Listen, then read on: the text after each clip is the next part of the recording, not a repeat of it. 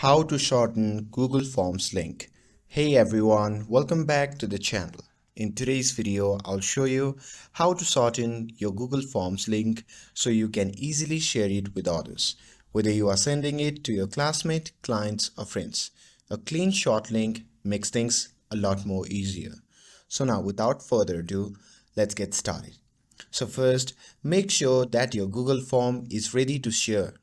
And once you are satisfied with your Google form, you can simply click on Publish at the top right corner. And once it's published, at the top right side, you can see the copy link icon. So simply click on that. And once you click on that, a pop-up menu will appear.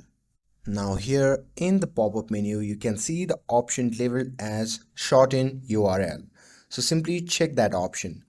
And once you do that, it will shorten the Google form link.